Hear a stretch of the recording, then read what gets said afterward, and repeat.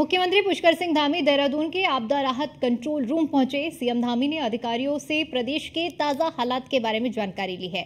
बता दें कि प्रदेश में लगातार हो रही बारिश के चलते कई सड़कें क्षतिग्रस्त हो गई हैं। यही नहीं, पर्वतीय क्षेत्रों पर कुछ जगहों पर भूस्खलन की भी घटनाएं हुई हैं।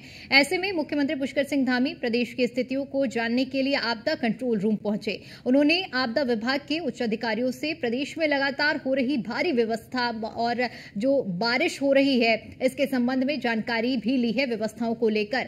साथ ही साथ अधिकारियों को इस बाबत निर्देश भी दिए हैं कि पूरे देश की स्थितियों पर लगातार नजर बनाए रखें।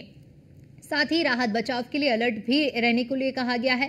मौसम विभाग की ओर से भारी बारिश को लेकर जारी किए गए अलर्ट के बाद ही मुख्यमंत्री पुष्कर सिंह धामी ने प्रशासन, एनडीआरएफ, एसडीआरएफ की टीमों को अलर्ट पर रहने के निर्देश दिए थे। केदारनाथ धाम की यात्रा कर रहे श्रद्धालुओं को सुरक्षित स्थान पर पहुंचा दिया गया है। आपदा की दृष्टि से राज्य में जो संवेदनशील क्षेत्र हैं उनकी मॉनिटरिंग खुद सीएम धामी भी कर रहे हैं और अधिकारियों के साथ लगातार संपर्क में है। सीएम धामी ने कहा कि मौसम विभाग की ओर से कई जगहों पर भारी बारिश का अलर्ट जारी किया गया है।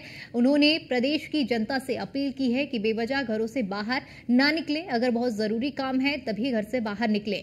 मौसम विभाग ने अगले 48 घंटे के भीतर बारिश को लेकर जो अलर्ट जारी किया था उसके मुताबिक आपको बताते चलें कि प्रदेश के 7 जिलों में भारी बारिश की अत्यंत संभावना जताई गई है, जिसे देखते हुए रेड अलर्ट भी जारी किया गया है, जिसके चलते प्रदेश के कई जिलों में आंगनबाड़ी से लेकर 12वीं तक के स्कूलों में छुट्टियां घोषित की गई हैं।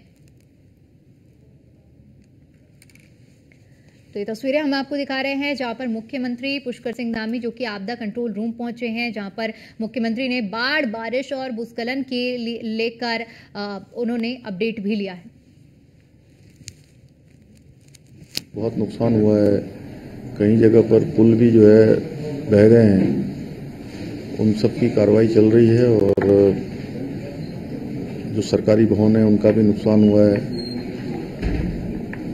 उन सभी को रिस्टोर करने के लिए। और चूंकि चारधाम यात्रा भी इस समय चल रही है, चारधाम यात्री भी हमारे सभी सुरक्षित रहें उसके लिए भी लगातार सभी अधिकारी हमारे अलर्ट मोड में हैं। मौसम विभाग की जिस प्रकार की सूचना आ रही है उसके अनुरूप आगे भी उसको प्रसारित किया जा रहा है, लोगों तक पहुंचाया जा रहा है, क्योंकि उनकी सुरक्षा भी हमारे लिए बहुत जरूरी है। और साथ साथ जो प्रदेश के अंदर ये आपदा और भारी मानसून की वृष्टि के कारण से जो नुकसान हो रहा है या जहां पर भी ऐसे स्थान है, असुरक्षित स्थान है, उन सभी स्थानों पर कहा गया है कि सभी को सुरक्षित जगहों पर पहुंचाया जाए। और हमारी पहली प्राथमिकता है कि हर प्रकार से जो जान माल है उसको बचाया जाए, लोगों को सुरक्षित स्थानों पर पहुंचाया जाए, उसके लिए काम कर रहे हैं। जो लोग हमारे आपदा शिविरों में रह रहे हैं उनके लिए सभी प्रकार से जो हमारी गर्भवती माताएं हैं उनका विशेष ध्यान रखने के लिए, विकलांग हैं, वृद्धजन हैं और साथ में बच्चे हैं, उनके लिए कहा है, सभी अधिकारियों से कहा है कि किसी भी प्रकार से हमारे जितने भी आपदा प्रभावित लोग हैं उनको हर संभव जो भी सहायता है वो सहायता पहुंचाई जाए। चूंकि वहां पर हमारे जिलाधिकारी और अन्य लोग, पूरे प्रशासन के लोग मौके पर गए हुए हैं। 2 पुल वहां पर, एक बैली ब्रिज और एक थोड़ा लकड़ी। और इसी पर ज्यादा जानकारी के साथ हमारे ब्यूरो चीफ सुदीप जैन हमारे साथ जुड़ चुके हैं। सुदीप, जिस तरह के हालात इस वक्त उत्तराखंड में बने हुए हैं, ऐसे में सभी से एक तरफ अपील भी की जा रही है कि अपने घरों में रहें, वहीं दूसरी तरफ पूरा मोर्चा सीएम धामी ने भी संभाल लिया है। आपदा राहत कंट्रोल रूम में पहुंचे और उनकी तरफ से अधिकारियों को विशेष दिशा निर्देश भी दिए गए हैं। फिलहाल क्या कुछ अपडेट है पूरे प्रदेश में अगर मौसम की बात करें तो? जी देखिए, उत्तराखंड के विशेषकर गढ़वाल मंडल में कल दोपहर के बाद जो भारी बारिश हुई है उसने भारी तबाही मचाई है। रुद्रप्रयाग जिले के केदारनाथ, जो सबसे महत्वपूर्ण पड़ाव है चारधाम यात्रा का, उसके पैदल मार्ग पर 2 स्थानों पर बादल फटा है। और मेरी जानकारी ये है, हालांकि सूत्र इसकी जानकारी पुष्टि कर रहे हैं, आधिकारिक रूप से पुष्टि नहीं हुई है।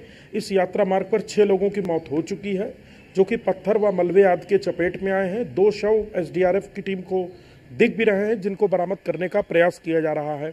इसके अलावा 8 अन्य मौतें भी रिपोर्टेड हैं, जिसमें टिहरी, रुड़की और देहरादून शामिल है।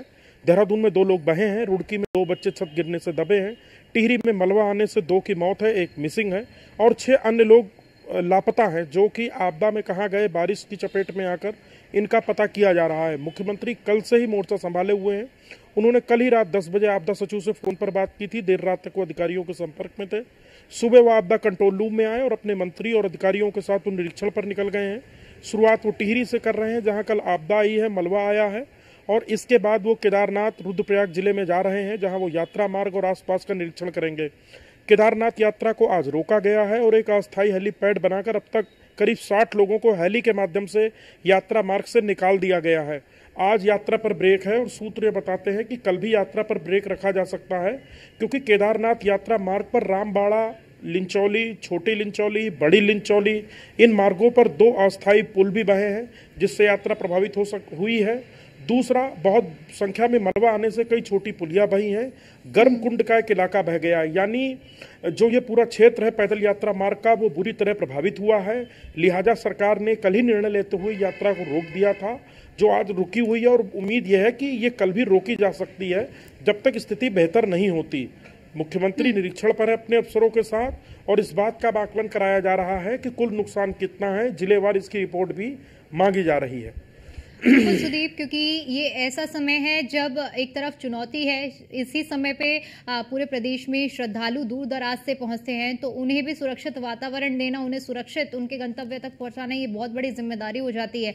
वहीं दूसरी ओर ऐसे लोग जो कि स्थानीय हैं और स्थानीय इसकी चपेट में ना आए, ये भी बहुत बड़ी चुनौती है सरकार के सामने, प्रशासन के सामने। ऐसे में क्योंकि आपने कहा कि जिलेवार में रिपोर्ट तय की जा रही है, तैयार की जा रही है और जिम्मेदारी तय की जा रही है, सीएम की ओर से भी जो दिशा निर्देश दिए गए हैं। धरातल पर अगर बात करें तो प्रशासन स्तर पर जिलेवार क्या कुछ तैयारियां की जा रही हैं ताकि कोई भी इससे प्रभावित ना हो? जिस जगह पर रेड अलर्ट जारी है वहां से क्या लोगों को सुरक्षित स्थानों पर पहुंचाया जा रहा है या पहुंचाया गया अब तक या नहीं? जी बिल्कुल, देर रात से ही जिला प्रशासन, एसडीआरएफ की टीमें और बड़े अफसर एक्टिव थे। राजधानी देहरादून की डीएम रात 12 बजे से ही राउंड पर थीं, जो कि सुबह 3 बजे तक राउंड पर रही हैं। इसी प्रकार से आईजी गढ़वाल, एसएसपी देहरादून, मुख्यमंत्री खुद लोगों के संपर्क में थे और एसडीआरएफ की टीमें मोर्चे पर थीं। क्योंकि देहरादून इसलिए भी सेंसिटिव है क्योंकि यहाँ पे एयरपोर्ट है, कोई भी आपात स्थिति होती है तो हवाई सेवाओं का इस्तेमाल किया जा सकता है। जहां तक आपने यात्रियों को निकालने की बात की है, तो जैसा कि मैंने पहले भी बताया, केदारनाथ धाम के निकट जो यात्री फंसे हुए हैं उनकी संख्या करीब 200 के आसपास बताई जा रही है, और अब तक 70 लोगों को हेली से रेस्क्यू करके निकाला जा चुका है और रेस्क्यू का काम तेजी से किया जा रहा है, क्योंकि अभी यात्रा को होल्ड किया जा सकता है, जो मेरी जानकारी है, अभी कम से कम अगले 2 दिनों के लिए। और तीसरा, जो जहां तक स्थानीय लोगों की बात है तो वहां तहसील प्रशासन की टीमें पहुंच रही हैं। इलाके में राशन, खाद्य आपूर्ति की व्यवस्था पहले की जा रही है, मुख्यमंत्री पहले कह चुके हैं। गर्भवती महिलाएं जो कि प्रेग्नेंट हैं और छोटे बच्चे जो अफेक्टेड इससे होंगे, उनको तत्काल हेली रेस्क्यू मिलेगा इलाज के लिए या सुरक्षित स्थानों पर ले जाने के लिए। साथ ही प्रशासन की जो राजस्व की टीमें हैं वो ग्रामीण इलाकों से जाकर भी रिपोर्ट तैयार कर रही हैं कि बारिश ने किन किन स्थानों को नुकसान पहुंचाया है, कौन से ऐसे स्थान हैं जो मुख्य मार्ग या संपर्क मार्ग से कट गए हैं, वो एलोन हो गए हैं, अकेले रह गए हैं, क्योंकि कल देर रात से लेकर सुबह तक बहुत भारी बारिश थी। आज थोड़ी कृपा है ईश्वर की कि जो गढ़वाल मंडल है कहीं से भी बारिश की खबर नहीं है, लिहाजा प्रशासन को भी फ्री हैंड है, वो खुलकर काम कर रहा है। और मुख्यमंत्री खुद जब मोर्चे को संभाल रहे हों तो एक बड़ा पॉजिटिव संदेश जाता है, लिहाजा अफसर भी बहुत तेजी और तत्परता के साथ राहत बचाव कार्यों में जुटे हुए हैं।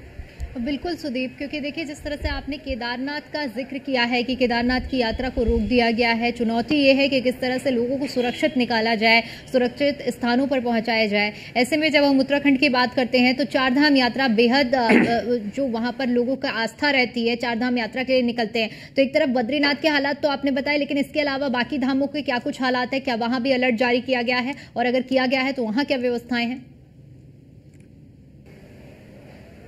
जी देखिए, मैंने केदारनाथ धाम के हाल बताए हैं अभी, और जो रेड अलर्ट था वो गढ़वाल मंडल के प्रमुख जिलों और कुमाऊं के चंपावत जिले और बागेश्वर जिले के लिए था। गंगोत्री यमुनोत्री मार्ग 2-3 दिन पहले से ही काफी डिस्टर्ब है, पैदल रास्ते पर काफी मलबा आ रहा है जिसको साफ किया जा रहा है। और चारधाम यात्रा में जो बारिशों का ये समय होता है, इस समय यात्रा वैसे भी डाउन हो जाती है, क्योंकि यदि हम पुराना आंकड़ा देखें तो पीक सीजन में जहां 40,000 लोग केदारनाथ पहुंच रहे थे, वहां इस समय 3,000 से 4,000 ये आंकड़ा है।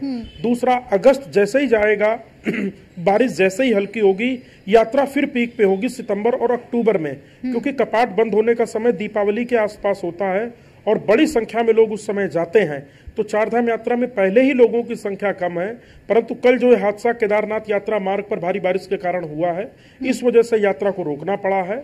और सरकार अभी जल्दबाजी के मूड में बिल्कुल भी नहीं है। मुख्यमंत्री ने स्पष्ट कर दिया है, यात्रियों की, तीर्थयात्रियों की, स्थानीय लोगों की सुरक्षा उनकी पहली प्राथमिकता है। यात्रा के समय भी सरकार ने जब पंजीकरण पर जोर दिया था, उस वक्त भी मुख्यमंत्री ने इसी बात को ताकीद किया था, प्रमुखता से कहा था कि यात्रियों की सुरक्षा उनकी प्राथमिकता है। दर्शन में भले ही लोगों को देर हो जाए, उसके लिए वो जो लोगों को परेशानी हो रही है उसके लिए वो खुद व्यक्तिगत रूप से माफी मांगते हैं, परंतु हर हाल में किसी की भी सुरक्षा से खिलवाड़ नहीं होगा।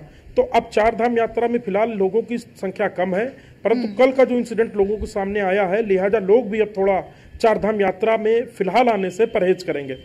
जी बिल्कुल सुदीप, आपको बहुत बहुत शुक्रिया हमारे साथ जुड़ने के लिए और जानकारी के लिए।